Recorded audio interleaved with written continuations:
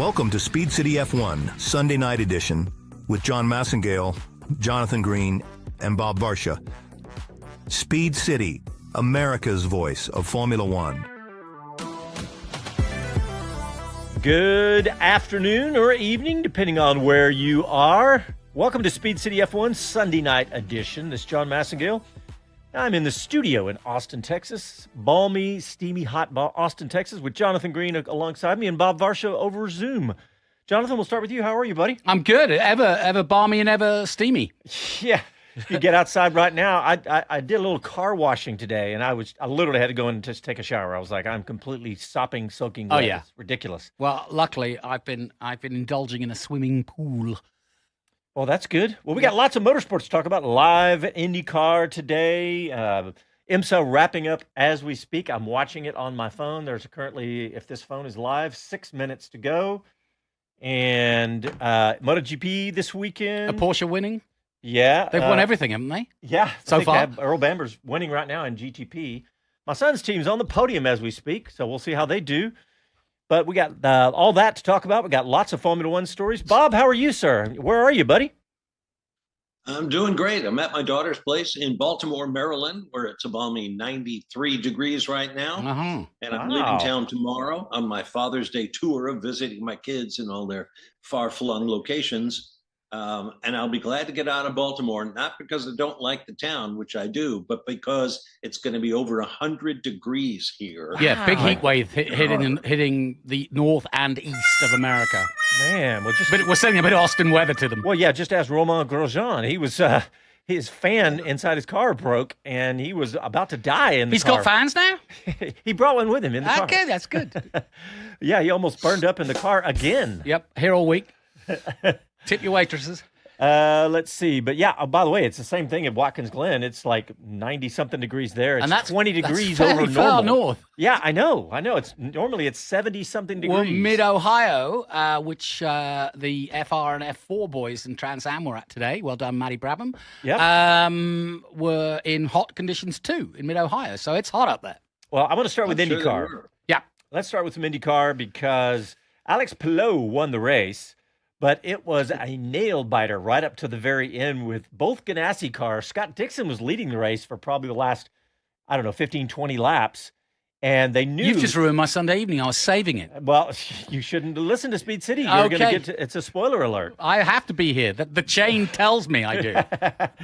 But Dixon was trying to go to the end, and he had to pit with 2 laps to go. I really do hope that people like Dixon and Newgarden and Power start to come to the fore in the second half of the season, because it's been just 2 men so far. It's been Kirkwood and Palou. Yeah, man, that was one thing I want to talk about. Hadn't Kirkwood looked amazing? Awesome. I've always felt that way. I've been privileged enough to have done most of his junior career and got to know him well. And as you know, he's been on the show a bunch of times when he was in that Formula 3 and Formula 4 upcoming.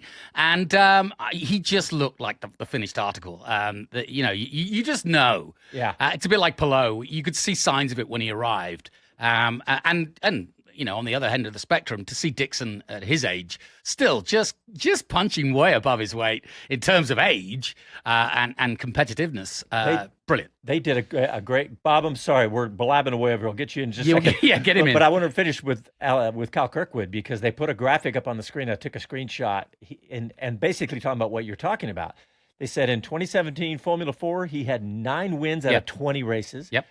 USF 2000 in 2018, 12 out of 14 races he won. 12 out of 14. Yep. F3 the next year, 15 out of 17. Yeah, now that's interesting because that was the first year of F3 and there was only 3 or 4 cars. So everybody said, oh, he's not that good. Yeah. There wasn't enough cars. But I was there and I can tell you he won them by a country mile. Well, and then in 2019, he won 9 of 16 in USF Pro 2000. And in Indy Next, he won half of them. Yeah. I mean, at the last step before IndyCar, he 10 of 20 races. That's stunning. I mean, it's people like Stroll who have a record like that, or Norris in F4.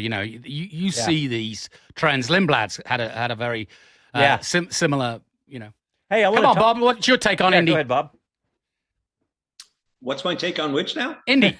He's gone to sleep. Anything. He'd given up. He's like, oh, those two are going on again. Oh, you mean that highly competitive series? Where you get so many winners? Ah, the Cynic. We need to get you a good old rocking chair with Cynic on the back. Yeah, there you go. No, it's phenomenal. Look at it from the other side. It's phenomenal what the Ganassi team is able to do with Palou.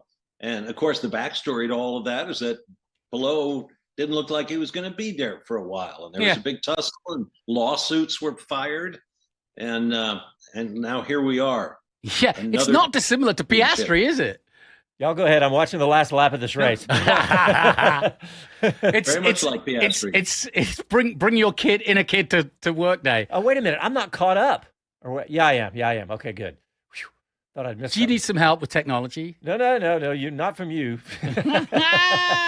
They're up to P2. Oh, man! Yeah, they're up to P2. The 70 car. Shandorf at the wheel. The Optimum Ferrari. They used to be the McLaren guys, but now they're. Well, Andy P's up on your line, Bob. He said, "Yeah, Indy, the highly competitive series that has a total of 2 winners all season." Oh, I have to complain about something I saw in IndyCar today. They, speaking of a bad day for Dave O'Neill, both his cars off track today. Stingray Rob. But they had a good 500. Yes, they did. The team's doing good, but it was a bad day because they finished, Stingray Rob DNF and Connor Daly last of the field. And of course, the headline was they're looking for investors. Yeah, well, a little bit of money couldn't hurt. But yeah, they showed a replay of Stingray Rob, or they tried to, but they didn't have a decent camera angle. And I was watching it on, it wasn't Pico, it was NBC. Mm. So, but they had a glitch in the onboard camera from the car behind, and you never got a good shot of it. They never had really. They had one, and they flipped the camera, but it was already too late. So I'm just used to Formula One. You would never miss any replay. It's Formula One movie meek. Well, that's true too. In fact, let me get this in. We had posted up that we're going to give away some tickets. If you're in the Austin area, or if you want to fly to Austin for fun, we have some tickets tomorrow night.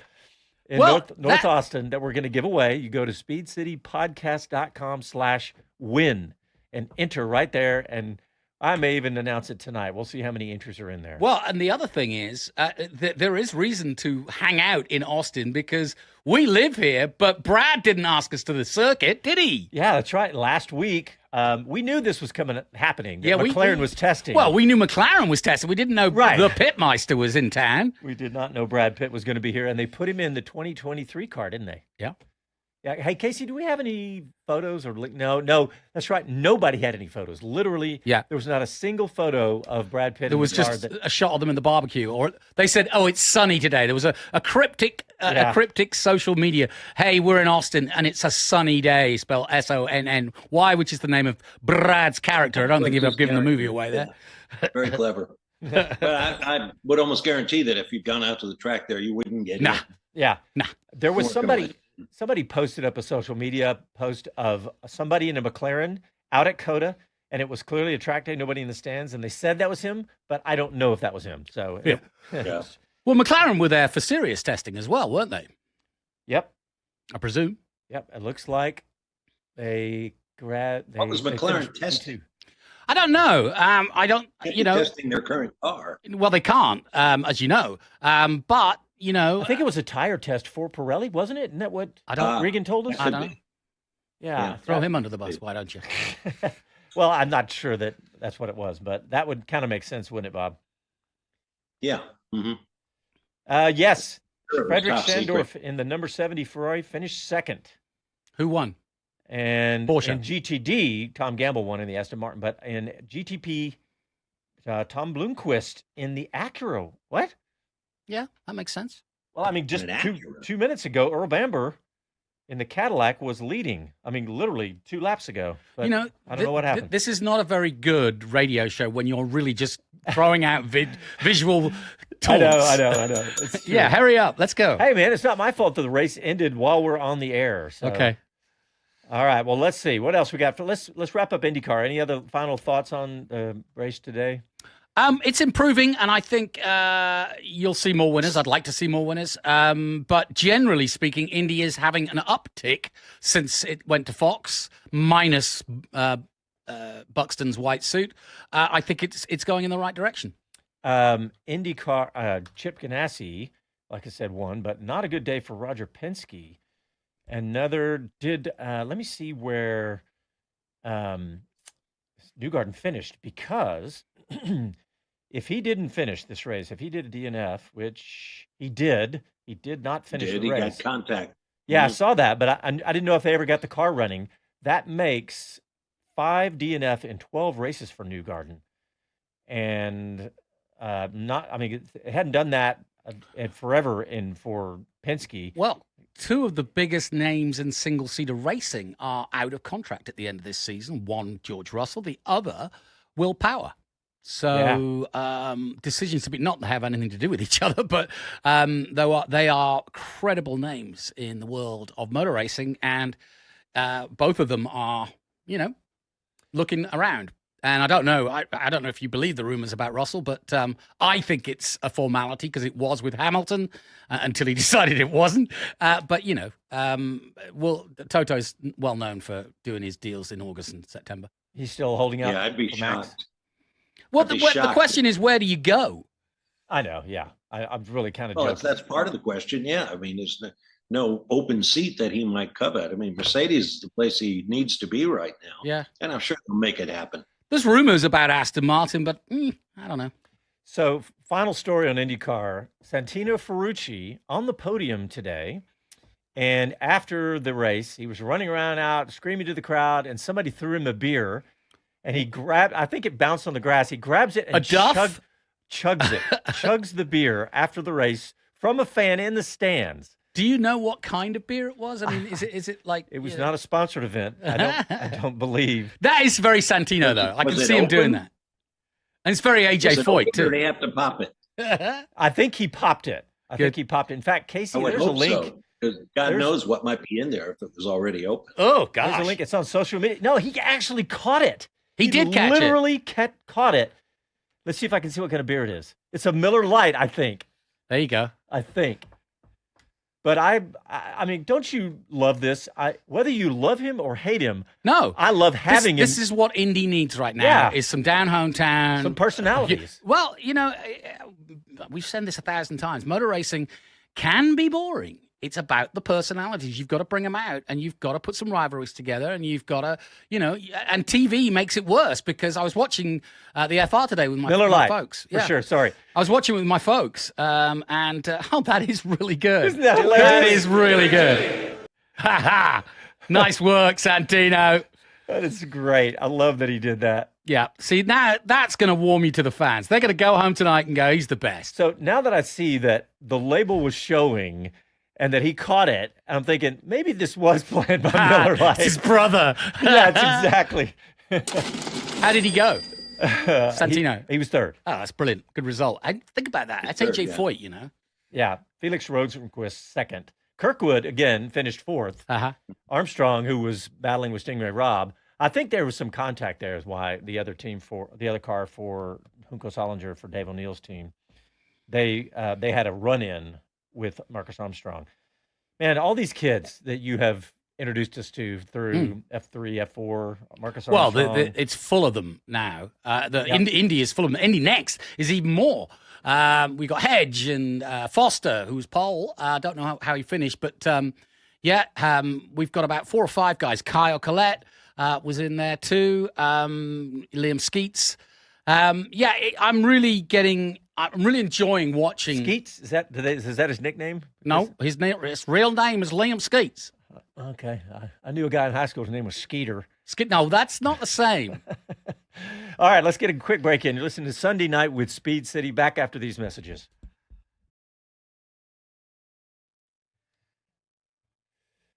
All right. Will you let Bob get a word in, poor lad? Neither one of us have let him get a word in. All right, on YouTube we got caffeined up or something. Yeah. We got shut up. We got all the usual suspects.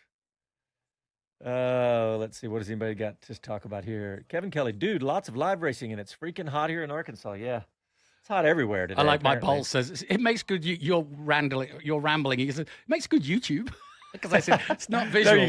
There you go. Comedy tonight. Yeah. So all you people that are complaining about the heat, this is what we have all summer, starting at about April and ending in about November. Ugh.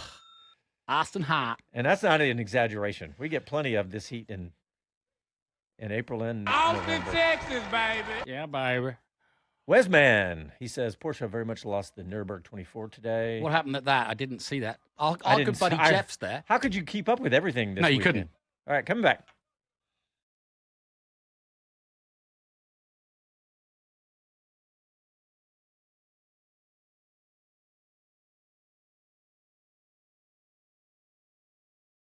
Hi, this is Jeff Gordon, and you're listening to Speed City. Welcome back to the fastest hour in radio, Speed City. Okay, Jonathan, you and I have talked the entire time. The rest of the show, Bob, it's yours. What do you want to talk about? Well, what's going on in Formula One right now? I mean, I know it's been a pretty slow news week because every other story you read is about the F1 movie. Well, yeah. There's a movie? And, yeah. Which apparently is doing very well. Got 88 on Rotten Tomatoes, and a whole bunch of legitimate film critics liked it. Yeah, it's like I've seen a few the complaints I heard. In fact, Medlin on Wheel to Wheel, he gave it a pretty good thumbs up, but he also said it was a little bit of a cliche storyline. You know, the old driver you're always coming going to back. get that. But you know, I told him, I said, you know, there's a reason that you see those stories over and over because they make good entertainment. And let's not forget, this is not a documentary. This is a Hollywood, and they're calling it now what, a summer blockbuster. So you know, and I'll tell you what I find. If you really want to get an insight into the movie, go and listen to Checkered Flag, a special bonus show that they did after Spain. Where they interview actually people involved in the film, people involved from the journalism side, and the collaboration and how they went about it. But think about this: we keep talking about the fact that the same people, Jerry Bruckheimer and Kaczynski, and the entire crew were all the same people that were in Top Gun Maverick.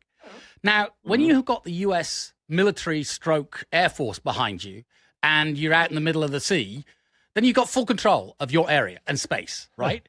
But when you decide to walk into Silverstone with 300,000 people there and the entire Formula One and start filming while they're on the formation lap, think about that. That is pretty darn impressive. Yeah, and you said you can listen to the Checkered Flag podcast, or you can go to last week's show and listen to us talk about the Checkered Flag podcast. But yeah, Bob, I saw lots of good ratings and reviews and all that. And I saw it's funny, we both put that same story in the show doc about Rotten Tomatoes. But some of the people that like the British F1, stalwarts are saying, here's what wasn't great about it. Hang on, you mean just British people will complain about anything? Well, yeah, that's true. The British F1 snobs. Yes, exactly. And you're always going to have that kind of thing. It's God, what was it? Somebody's comment that I saw said they mentioned some technical thing and didn't explain it. Yeah. Which is weird. Why would you explain it? To be honest, if you think about what's happened in the last 10 years of movies, and I'm thinking Rush and I'm thinking Ford versus Ferrari versus going back to 2001 with Driven, which was an abomination that was a Formula One movie until he got thrown out, Sylvester, and then turned it into an Indycar movie, which was just rubbish. And Senna, the movie was like 2015. Yeah, exactly. Senna started the rebirth of really good coverage of the sport. Yeah, maybe I think it was 2010. I just Googled it, but yeah, a bunch of good movies, but since that disaster. It's a fine line you have to walk. I think the greatest kudos I saw for the movie was that it's authentic. Mm-hmm. Recall that, Driven, as Jonathan pointed out, was just horrible because the story didn't make sense. They had to create all the racing. And even Rush, which Ron Howard really wanted to be the greatest racing movie that anybody had ever seen, but they had to invent the entire series because it was so old and because of the cars and personalities involved and the lack of impactful video, let's call it. But this movie has got all that. As you say, they've got the the Maverick and the Mission Impossible style movie leverage to create, what wasn't already there for them to take advantage of. And apparently they've done a great job of that. And if they introduce concepts that people weren't familiar with, well, fine, go Google it. But the story is the story. Yeah. And if you can, enhance it with really, gut punch style film of the cars in action, well, good on you. It's 2.5 Yeah, hours. We don't need another 30 minutes of technical explanation. You don't go and see Top Gun to go, well, I don't get the story. Yeah. It's like Exactly. girl meets boy, girl falls in love with Top I watched Gun. the new Mission Impossible movie this past weekend, and I still didn't get that story. I have not been able to carve out 3 hours to go see that movie. I really was, my wife and I were going to go see it. And I was like, wait a minute, it's 3 hours. I don't have 3 hours. I can't do that. So, hey, speaking of Plus Top 3 Gun, hours of Tom Cruise doing stunts. well, I know it would be great, I'm sure, but we were talking about Top Gun. What was they showed the plane going like Mach 50 or something in that movie. I was like, okay, this is not Mach a 10. documentary. Yeah, Mach 10. I don't know. Anyway, so hey, we got to give somebody credit for the F1 movie that hasn't really been talked about a lot. Of course, he's been talked about. It's Lewis Hamilton. Yes, exactly. Because, Producer, yeah. Kaczynski said the whole idea of the movie came from, he was sitting there thinking about this movie and he thought, well, wait a minute, I've met Lewis Hamilton, because you know how Lewis has been always been spending so much time here in the States. He said, I've got his email. I'll email him and said, hey, what do you think about this? And it started there. So, and he was very involved making sure that certain things like, hey, you can't, you showed somebody doing something at turn 3 at Silverstone. You wouldn't do that. You can't do that. And he corrected those kinds of things. So he was on set a lot. Yeah. And did exactly that. Language that's used, conversations with engineers, the things that just any Formula One fan worth his oats would know is made up. But of course, like you said, it's a movie. It's not a documentary, so it should have some unbelievable things going on in it. Yeah, and by the way, speaking of the movie and speaking of Brad Pitt, he was driving a car like we talked about, but he was also in a movie theater here in Austin because there was a showing just like we were going to give away tickets. Get out! Yeah, it was in Austin on Friday, a couple days ago, and he walked into the theater and surprised the fans. What? Yeah. No, but I need to follow TMZ or something because I'm not informed. I know. And I'm not cool. I would have had tickets to that one. It was probably one of the first ones, but I kind of forgot and didn't order tickets. So when I stand up tomorrow at our preview and say, Jon Massengale in the house. Exactly, yes. And everyone will go, Really? what? Who? Yeah. Clint Eastwood used to do that all the time. Yeah. But he wouldn't introduce himself to the crowd. He'd stand at the back of the theater to see what the reaction of the audience was to the film.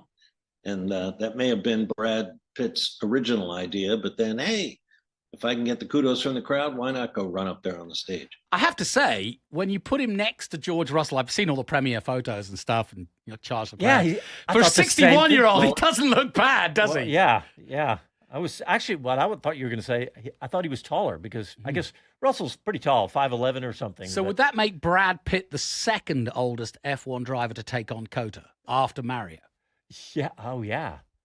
Maybe so. In an actual F1 car. Yeah. Now, some of those old historic cars, what's Bud Moeller and all those guys? There's probably been somebody about that age or older driving an old car. And they did not post Brad's lap No, a modern Formula One car. Well, 23. Yeah, I guess. What's the most modern Formula One car Mario drove out there? Because there was a Renault that okay. There was a painted Renault of 18 it would have been. Yeah, I was thinking somewhere around there. Yeah. Okay. That counts. I'll give you that. Let's see. Let me look at your topics, Bob. What else? You said, this is I haven't even seen this story. You said everything Cadillac must learn from the new teams that thrived or failed from motorsport.com. Yeah. That was an interesting article. I've forgotten the author offhand, but going at sort of a checklist, based on other people's mistakes and or successes. Here's what you look for. It includes things like get 2 very solid, dependable drivers. Yep. Get your sponsors in line early on and make sure they are real money and sufficient money, and so on. It was just an interesting walk through recent Formula One history and see who did it right and who not so much. Yeah, it's interesting because you could follow that up by saying, so you could presume Bottas and Perez, and already Tommy Hilfiger is already signed. So, tick a couple of boxes. Yeah. Now, but he's the only one signed, so they need more. Yes, they do. More of the same. Mm-hmm. I'm sure they're being pretty particular right now. Tommy Hilfiger is a pretty big name. So I don't know. No I didn't realize that was the only one, but I guess it would be. Yeah, because I haven't heard any other headlines. So, yeah, I like this, Bob. It's a good article. They go down the kind of a checklist. They say start with good drivers, good partners, reliable competitive car. Pretty basic stuff. But I get the feeling that the Herta story is kind of over. He's not in the top do four. Better, right? But I in that respect, Cadillac haven't got the time for him to get up to speed. Not that he wouldn't take long, but I'm beginning to realize that when you have a giant like GM coming in, you've got to get on the board quick. You can't be doing a Marussia or a Caterham and sit at the back for 4 years, because even GM will lose the appetite, as Toyota did. Yeah. It's not just small companies like I just mentioned. Toyota made that mistake. They did not. For whatever reason, and maybe Bob, why do you think Toyota failed? Too many chefs in the kitchen, right? I would say.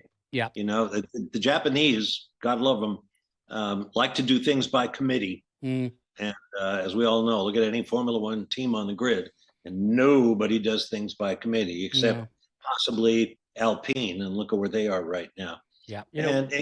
I think the biggest thing is, you can't go to Formula One as the fulfillment of a dream, and by God, we're gonna get there whether we're ready or not. Absolutely not. You've got to be ready 100% before you put a toe in the competitive water, as it were. I mean, just look at the teams that have failed.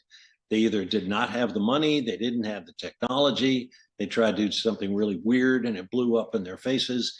You've got to be solid from start to finish before you run your first race in a series like Formula One. And if the last 2 years of times on score sheets in practice, it's just ridiculous how close they are from Haas. I mean, this year's a good example. Williams up there all the time. Haas up there early days. Even Sauber with Hülkenberg up there, as is RB. I mean, there isn't a team really lackluster anymore. We are at the end of this car generation where this convergence, as they call it, tends to happen. Hey, there's one guy who's listening, who, if he's listening to this, he's screaming at his radio or his YouTube channel. He's going, "What about me, guys?" And that's Kyle Kirkwood. I'm like, I know there hasn't been hardly any discussion, if any at all, about him going to Formula One. I agree. If Cadillac wants an American, he's the marketing kid of the we've got Jack Crawford, right? Yeah, and he's doing great right now. But Kirkwood, to me, he's if you're wanting an American, he's got to be in the conversation. I know he's with Andretti right now, so I mean, I hope they go with Bottas and Perez, and hope they take an American reserve. Which Jack Crawford would clearly the front runner for that, because he's doing great in Formula 2 right now. He's had a lot of momentum recently. Yep. So Crawford's the guy. All right, let's take another quick break. Listen to Sunday Night with Speed City back after this.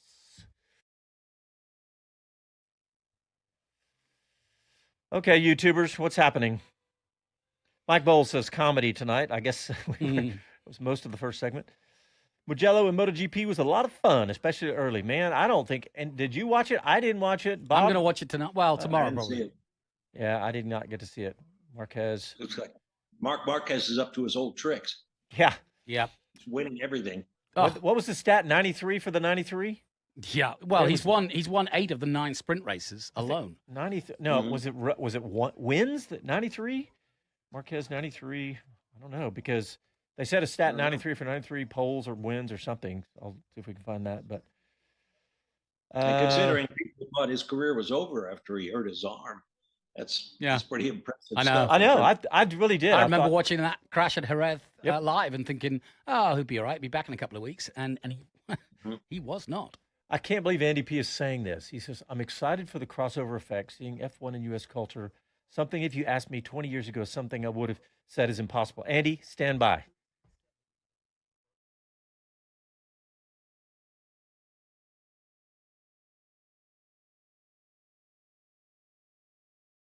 I'm George Russell, and you're listening to Speed City. Welcome back to the fastest hour in radio, Speed City. George Russell. You love that, don't you? I have to George say it. Russell. George Russell. It's almost Cockney. Yeah. Is that I'm the one? George Russell. George Russell. George Russell.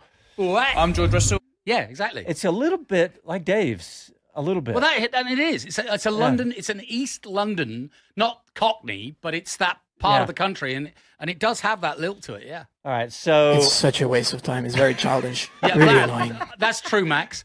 And are you talking about the movie now? Because you didn't go to the premiere, or I'm just so making happy babies. that Go get ready Casey for the Nürburgring. queued those up. We're going to use those for years. There's more too.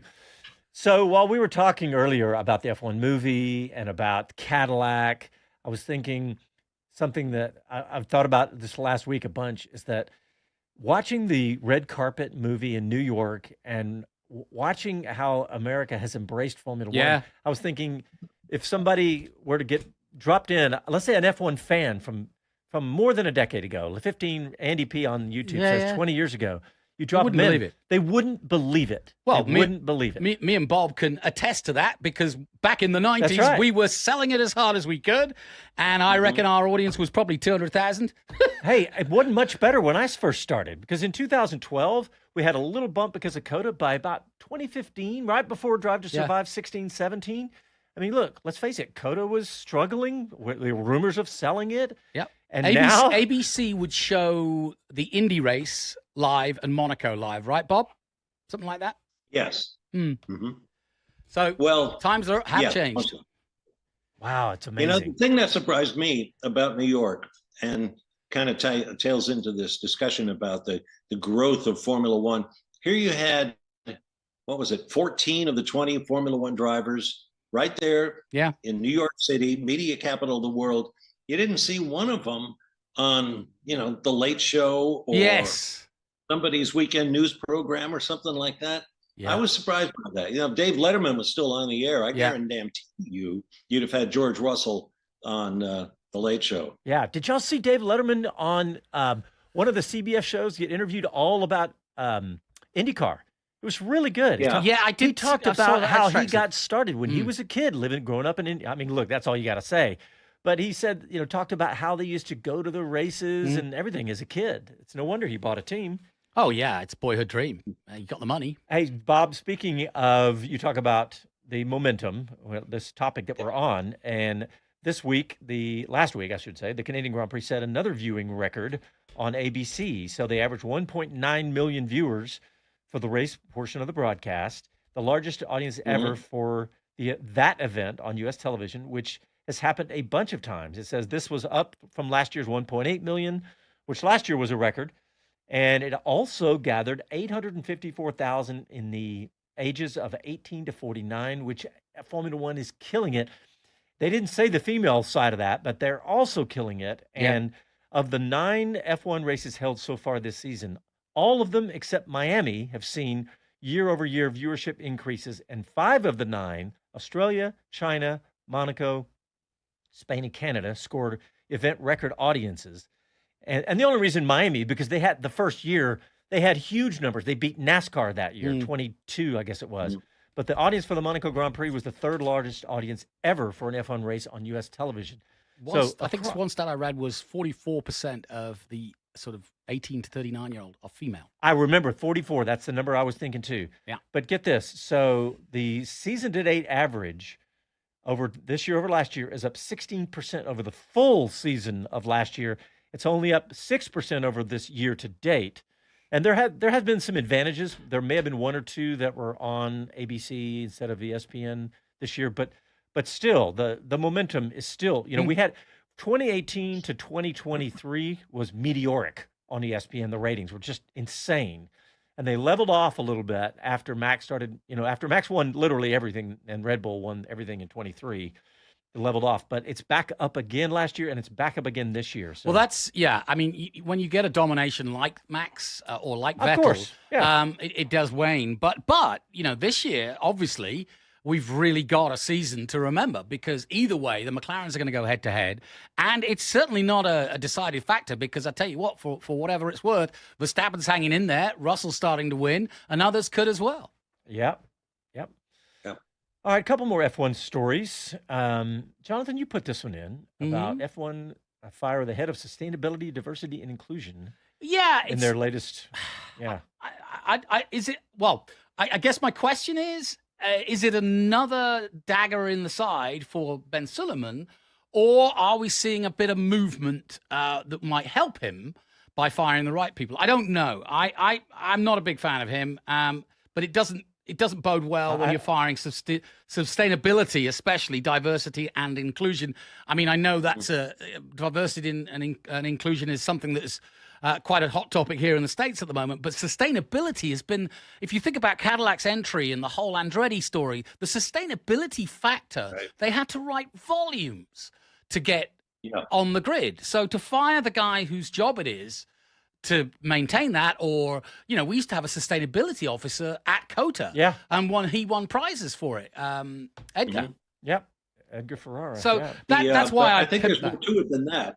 There was also the statement that that the woman wrote as she departed. Made reference to I hope, to the effect that I hope someday the series will find itself in a position to honor and respect women in their roles. So that tells me that there may be more to that story than meets the eye. Yeah. So listen to this. Yeah. In the past year, Suleiman has fired the FIA's head of compliance, Paolo Bassari, the head of the audit committee, Bertrand Badre, and committee member Tom Purves, and the FIA's chief executive officer, Natalie Robin, like we're saying, FIA race director, Niels Wittich, and F1 steward, Tim Mayer, and good friend of the show, and Bob's. Yep, and deputy Formula 2 race director, Jeanette Tan. And then there was all this story about him trying to make the rules where he couldn't be reelected, couldn't prevent his reelection. So that's kind of why I put that in there, was because look at that line you picked up on it is that's a night of the long knives when it comes to an organization like the FIA. Those are big names, especially Tim Mayer. And very, very big loss, I think, to I've done a lot of races, not just Formula One with Tim. He's one of the best in the business.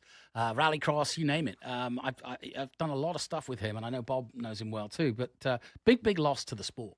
Yeah. And you know what? I kind of feel like no matter how you feel about all of those topics, that is that Formula One, every niche has its place. And Formula One, leading the charge on getting sustainable fuels. Yeah. At some point, we're going to have to do something, right? Well, and that is the kind of point. I mean, diversity and inclusion. Hamilton's fought hard for that, and I think that should be part of a sport in terms of being responsible and including people that aren't the same as everybody else, whether it be people who are, making sure that wheelchairs are provided, making sure that disabled people are looked after. And what I mean by that, and that's all part of the same thing. And you can go a long way either side on what you have to do or not do, but there should be some responsibility there. And I just think sustainability with a sport as rich as Formula One, it's not like, table tennis where, it's you don't have the investment. This is big money. Burning up big roads, traveling around the world with a lot of people. And if you don't have sustainability, it's really easy for a big company to say, we're not supporting you. Well, and I swear I think that's why that F1 turned down what was the rumored offer from the Saudis? 20 billion. I think that's why they turned it down, because they built their whole sponsor base on sustainability and reaching net zero by 2030. So I think that's why. But I think it's there's a place for all of this, right, in the equation, and I think F1 has carved out their niche, and I think it's I'm glad that they're doing it. So, a couple other F1 stories here, Jonathan. You brought up Komatsu, right? and how had their transparency is the key or is important, I think is what. No, I think that's a Bob story. Oh, that's your story, Bob. Sorry. Yeah.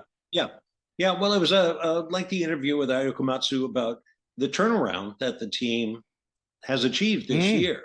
Yeah. And Ayo went down the list. We are the smallest team. We are one of the more modestly budgeted teams, but we had to really work on our human inventory, if you will. We had to get rid of the people who were not right for their jobs, get the people in there who were. And he talked about how hard the team worked to get their first car on the grid a decade ago or 200 races ago. And he said he was basically looking for that same kind of teamwork and mutual trust and all that sort of thing. And he said the key to that is transparency. If you got something to say it. And let's work together. It was an interesting interview. Yeah. And I'm amazed. I'm a big fan of Gunther Steiner. I know he's a great laugh, as it were, and have him on the show anytime.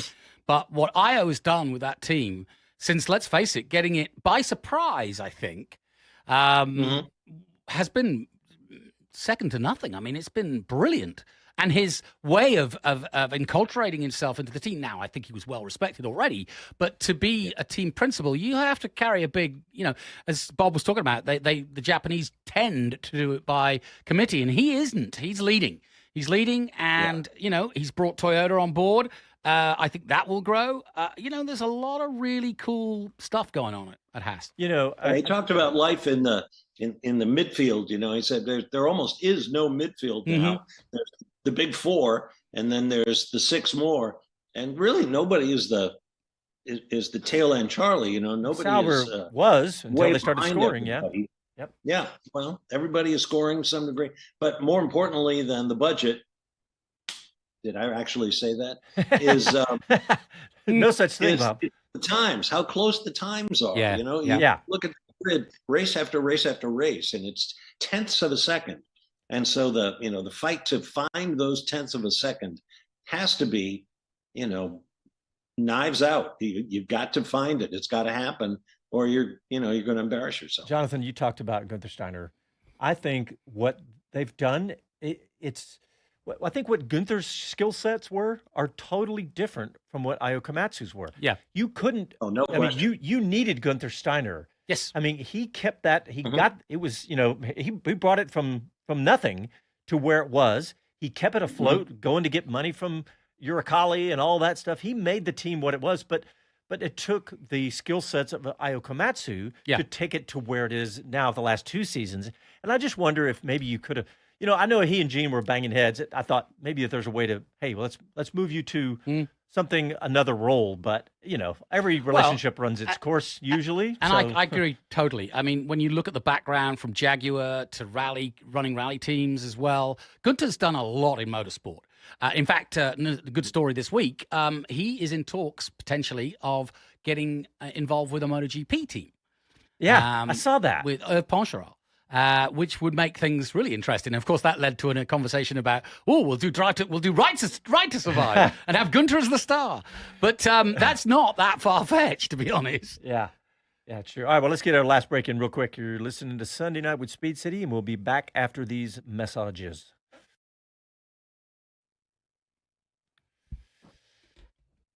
Kevin Kelly says, nobody watched Pikes Peak. I know. I want to watch it. I love what Andy P said. I wish I'd caught it during the show. He said, do we know who's getting the US F1 TV? I don't think it's F1 TV rights. He says, I'm worried if it's not a traditional TV, we can lose the casual fan, which is clearly driving the growth. Yeah, no, I think it's going to be one of the big players. I think it's going to be an Apple or a Netflix. Yeah. But unfortunately, that answers his question. It does take away from your regular NBC stroke ABC stroke ESPN viewer. But let's be honest, they are a dying dinosaur at this point. Yeah. I mean, I think the problem is, Casey could probably help me answer this, but I mean, ESPN, the dollars, Disney, the troubles there. Am I right about that? That maybe they just don't have the dollars. Yeah, Casey said, or they want to devote them elsewhere. But all right, coming back.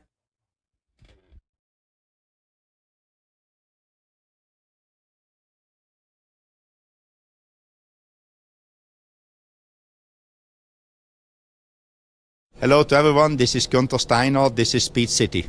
Welcome back to the fastest hour in radio, Speed City. All right, I want to go to this story, one more F1 story. And my favorite team principal, because I'm so biased, because he gives us so much airtime, is James Vowles. I just think he's amazing. I do too.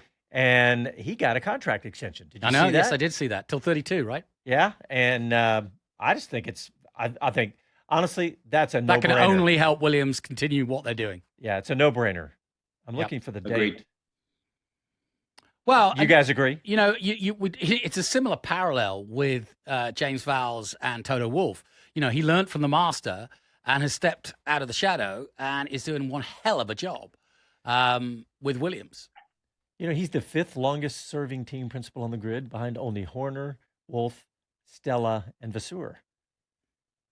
And how's that for a segue for you, Bob? And Horner's a wolf in team clothing. No. Fred Vasseur, there was all the discussions last week about the Italian media coming out saying that Fred's on the way out. Well, hang on a minute.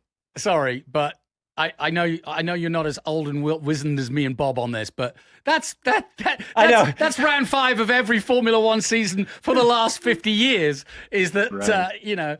It's true. You know, they turn on them within a dime when they're not winning every race. I've only been involved since 2012, and I've seen it multiple times already. Oh my gosh, it's always been that way. But Bob, how do you think? What do you think about the way Fred responded? I liked it. You know, and for those who aren't aware, he basically took the press room by the throat and said, look, you know, saying these things doesn't make anything better. No. You're insulting the 2,000 people that work at Ferrari shops, and all the hard work and all the faith they put into this thing, and you're insulting them. And that's not going to do anybody any good.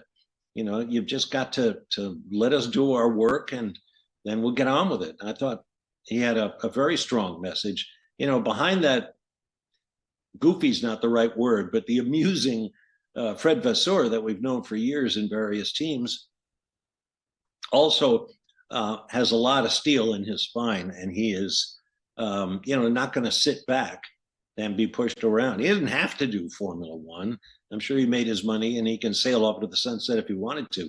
But the reputation of the Italian press is it's probably oversimplified to say that, you know, they get nasty in a hurry. I think Fred was talking to very specific journalists, and you know, Jonathan, you've seen him in the press room. Yeah. Chris has seen him in the press room, and I've certainly seen him in the press room. These guys just looking for clicks, just looking for a headline, just, you know, something right or wrong. You know, you can always say, well, that's what I was told, but you know, there is damage that can be done. And I think that's what Fred Vasseur was most annoyed with. It's interesting. When I was doing Formula One back in the early 90s and sort of doing it on a regular basis and going to each of the press conferences, there was one Australian who just liked the sound of his voice and loved a little bit of click, and I've forgotten his name. And then there was... I know his name. Oh, okay. But it shall be anonymous. It shall go unknown. And the other was the Sun in the UK. And occasionally at Silverstone, you get the mail would come, you know, the tabloids, as we call them, what you would call the New York Post. And they are there just to get, you know, to get people riled up, to get them a headline. And it used to annoy me because it was like, look, guys, we're going to be here next week. You're not. And you're just going to take over the press conference and piss off the guys that are doing the press conference just to hear your own voice and to you know. But now with social media, there is a lot more press there. And I have to be honest, you know, we all do our Monday morning search on YouTube, and there's a lot of dross out there from people who really don't have any clue what's going on, but they do want to put a headline that says... What was that word? Dross? Dross. Okay. Yes. I like it. I like it. It's dross. Yes. Brilliant. Thank you. But yeah, I mean, it is, you know, you see the headline and you go, Verstappen to replace Hamilton? And then in the bottom of the byline, it's like, you know, it's not a story, you know. It's a bold strategy, Cotton. Let's see if it pays off for him. Yeah, let's see if it pays off for him. I don't think it will. It's called journalism. There you go. That's a That's a forgotten art these days. Churnalism. Oh, churnalism. That's what the modern guys on YouTube are doing. Yes, yes. It's basically an 8-minute video to keep you there, so they get the ads and they get the numbers, and they really don't say a lot. Show me the money! Yeah, that's what we need. Keep going. We only got 7 minutes left. Casey's going to run out of buttons here. Hey, I want to. No.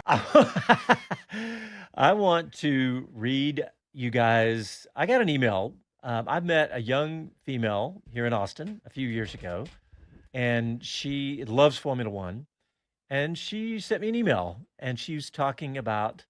Her first name is Malaya, and she was talking about women in Formula One, and she was talking about the F1 movie, and she was reading an article on motorsport.com, and she said that it struck her, and actually, I think Madeline brought this up on our Wednesday show, on our Wheel to Wheel show, but let me just read this a little bit from her. She says, women in F1 already face so much pressure and accusations of sleeping the weight of positions, probably in not just F1.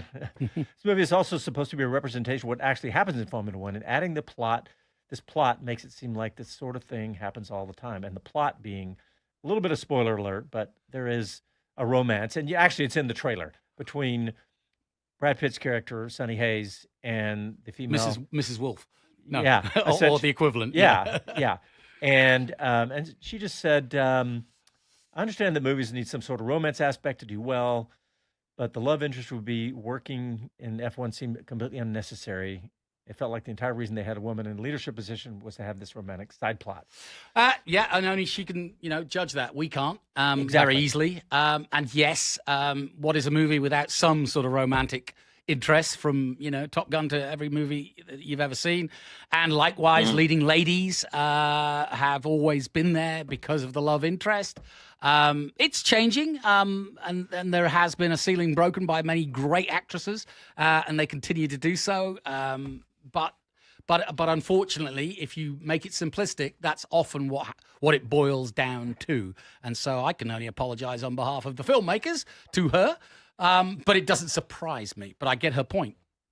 All right, we got about 3 minutes left. I'm going to go ahead and announce the winner of the tickets for tomorrow night's showing, Christian. I'll save his last name. He does have more buttons. Pray forth, as I tell you the leaders. Yeah. So, Christian, yes, you have been chosen. You have been chosen, and we will be contacting you via your email account. So that's really cool. We have 2 tickets for you, Christian. And Jonathan, are you guys going? Yeah, yes. we're going tomorrow night, actually, to a different theater. I was buying tickets, and I got the last 2 seats, and I said, I better order some more. And the irony will be is if we don't actually get to see it, and Christian... No, I got a backup plan. I'm taking my parents of 89. I'm driving them to... No, on Friday. On Friday. Well, that's and true. they're excited. Yeah, and if I don't get to do it, I'll go with y'all. Yeah, fine. You dressing up? Just, overall helmet. Other than that, not really. Fire suit. Fire suit.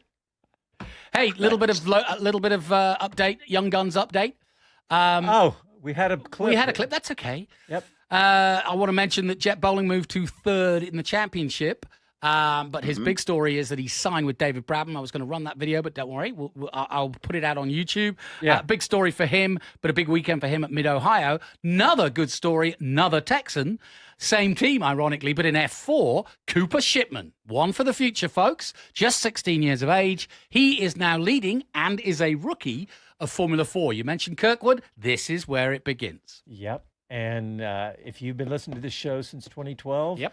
Jonathan's Who was our first guest? Jonathan's been, Connor Daly, and then Alexander Rossi. Yeah. But also Lando Norris. Yes. Was years before he... we had him, when he was 16. Yeah. He was 16. Shut up! That's him. There you go. So, yes, if you want to know where the future of motor racing is going to be, it's we've had a really good run at here. So yeah, good job, Greeny. Cheers. All right, we got about a minute left. Any final thoughts on... Oh, you said something about Lindblad. I just want to touch on that real quick. Speaking of young drivers, you said unsure about Red Bull's plans? Yeah, just that it's a story that I got from the Australian press, actually, just saying that, he's still in the mix. And the more reality story is that he has been given the dispensation at 17 to potentially replace Verstappen if he were to fall out of the seat because of penalties. And he's getting a test this week at Silverstone, I believe. Has that rule ever been? Has anyone else? Because they changed it after Verstappen. No one else since Verstappen has been in Formula One a long time ago. Yeah. My point. Well, Antonelli actually. Did he? He got a waiver. He did get the waiver. Okay. So yeah, that's right. All right. Well, we are out of time. Thanks, everybody. Thanks for tuning in. And next week, of course, we'll be back on a regular F1 schedule. And Chris and I will still be doing the Wednesday show.